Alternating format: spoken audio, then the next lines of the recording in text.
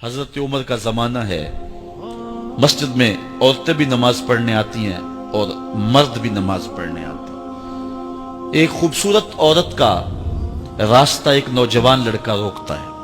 ایک دن اس نے دیکھا، ایک دن رک کے کہا تجھے مسئلہ کیا ہے؟ اس نے کہا کہ میں تیرا چاہنے والا ہوں۔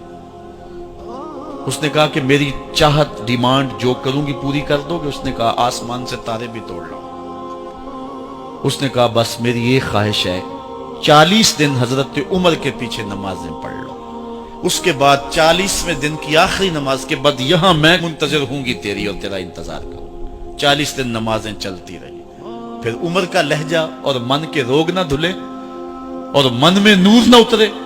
40ویں دن کی آخری نماز کے بعد وہ گردن جھکا کے جا رہا تھا، لڑکی اسبِ وعدہ کھڑی تھی۔ کہا گزر رہے ہو؟ میں اسبِ وعدہ کھڑی ہوں۔ کہا کھڑی رہو۔ عمر نے دل کا تعلق رب سے جوڑ دیا ہے۔ آؤ اس قرآن سے تعلق جوڑو، یہ دلوں کے زنگ اتارتا ہے، روحوں کو نور دیتا ہے۔ اسلام کا جو بنیادی اخلاق ہے وہ حیا ہے، یہ بات ذہن میں رکھیں۔ ہر دین کی ایک پہچان ہے، حضور نے فرمایا اسلام کی بنیادی پہچان کیا ہے؟ حیا ہے۔ جب ہم نے اسلام کے دامن کو چھوڑ دیا ہے، یہ رسم حنا کے نام سے بدتمیزی یہ کس معاشرے سے ہم نے لی ہے؟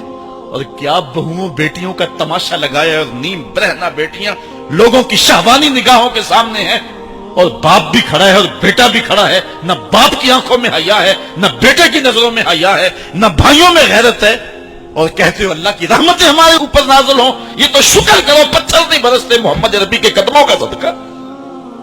اگر ان کی رحمت نہ ہو درمیان میں ابھی آگ لگ جائے دونوں جہاں میں۔ یہ تو ان کی رحمت ہے کہ پتھر نہیں برستے۔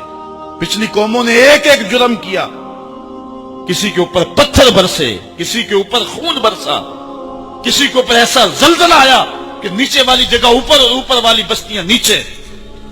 لیکن اس امت پر ایسا نہیں ہوگا، اور اللہ نے فرمایا ما کان اللہ لیعذبہم وانت فیہم، محبوب تیری وجہ سے میں عذاب نہیں اتارا ورنہ پیس کے رکھ۔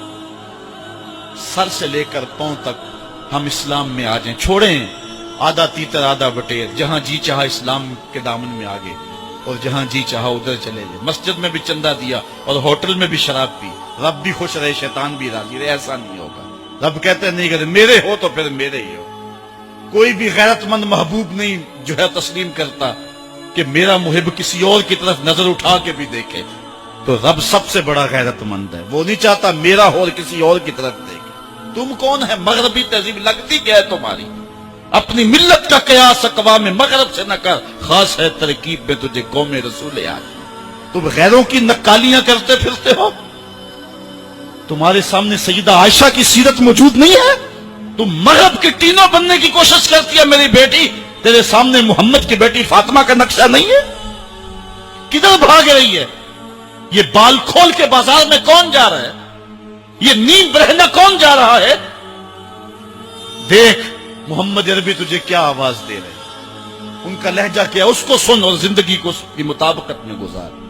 اصل ہمارے دل زنگ آلود ہو گئے، اس دنیا کے اس ماحول نے ہمیں اس طرح کر دیا ہے کہ آج ہمیں سمجھ نہیں آ رہی کہ ہم کدھر جائیں۔ اور ایک اور حدیث میں حضور نے دلوں کا اور من کا میل اتارنے کے 2 نسخے بیان کیے، ایک کثرت کے ساتھ موت کو یاد کرنا، کثرت کے ساتھ موت کا تذکرہ، اور دوسرا کثرت کے ساتھ جو ہے وہ تلاوت کلام مجید۔ اصل 10-15 سالوں سے ہمارے ساتھ جو کچھ ہوا ہے، آج اگر کوئی تذکرہ موت کرے، کوئی آخرت کی یاد دلائے، کوئی عمل کی بات کرے، وہ کہتے ہیں یہ تو ویسے خوش کیسے، کیا پتہ، قبر کا مذاق اڑا رہا ہے۔ اللہ اکبر، قبر دا خوف دے دے کے لوکی مینوں ڈرا دے۔ میں کہتا ہوں لوگ ہیں کون ڈرانے والے؟ منکر نکیر کا پتہ آمنہ کے لال نے دیا ہے۔ فَلْيَضْحَكُوا قَلِيلًا وَلْيَبْكُوا كَثِيرًا، تمہارا رب کہتا ہے تھوڑے ہنسا کرو زیادہ رویا کرو۔ رونا دل کا میل اتارتا ہے، باطن کے اجاڑ پن کو دور کرتا ہے، من میں خشیت الہی کے پھول کھلاتا ہے۔ اور حدیث میں آتا ہے وہ آنکھ خوف خدا کی وجہ سے روئی اور ایک بال کی جڑ بھی بھیگ گئی، کل قیامت کے دن وہ بال جہنم میں نہیں جانے دے گا۔ عرض کرے گا مالک یا اسے جنت دے دے یا مجھے نکال لے، تو رب بال تو نہیں نکالے گا، اللہ تعالیٰ اس شخص کو جنت عطا فرمائے۔ لا خیر فی عین لا تبکی من خشیت اللہ، امام ابو نعیم نے لکھا حلیہ میں، اس آنکھ میں بھلائی کوئی نہیں ہے جو خوف خدا میں روتی نہیں۔ رونے کا مزاج بناؤ، طبیعت کے اندر نرمی پیدا کرو۔ اگر طبیعت سخت ہے، بعض لوگ تباً سخت ہوتے ہیں، تو روزانہ شام کے وقت قبرستان میں جا کر کے کچھ وقت گزار کے آیا کرو۔ اپنی طبع میں نرمی پیدا کرو، طبیعت میں سادگی پیدا کرو۔ اپنے زندگی کے معاملات کو زیادہ نہ پھیلاؤ کہ جو حساب دینا مشکل ہو جائے۔ مجھے اپنے والد گرامی کی ایک بات یاد آئی۔ آپ فرمایا کرتے تھے جس شخص سے پیار ہو جائے نا، اس کی آخرت کے لیے سوچا کرو کہ اس کی آخرت ٹھیک ہو جائے، اس کے لیے محنت کرو، کوشش کرو، جو تم کر سکتے ہو کہ اس کی آخرت ٹھیک ہو جائے۔ ہاں، ہر بندہ چاہتا تو یہ ہے کہ میری زندگی آسودہ ہو، آسودہ ضرور بناؤ زندگی کو، لیکن خیال رکھو کہ اس دنیا کی زندگی کی آسودگی سے آخرت کی آسودگی جو ہے وہ زیادہ عزیز ہے۔ یہ 4 دن کی زندگی ختم ہو جانی، تھوڑی ہے، بالکل سانسوں کی گنتی ہے اور ختم ہو جانے والی ہے، اور وہ زندگی نہ ختم ہونے والی۔ اس لیے خندق کھودتے صحابہ پر جب حضور کو پیار آیا تو دعا کیا دی، اے اللہ میرے انصار کو بھی بخش دے، میرے مہاجروں کو بھی بخش دے، چونکہ زندگی تو آخرت کی زندگی ہے۔ ان کی آخرت کی زندگی کے لیے خاص طور پہ دعا مانگی۔ اس لیے اپنی آخرت کی زندگی کے بارے ترجیحاً ہم سوچیں اور اپنی زندگی کو بہتری کی طرف لے جائیں۔ 5 گانا نماز شعار زندگی بنا لیں۔ زندگی جاتی ہے تو جائے، لیکن نماز نہ جانے پائے۔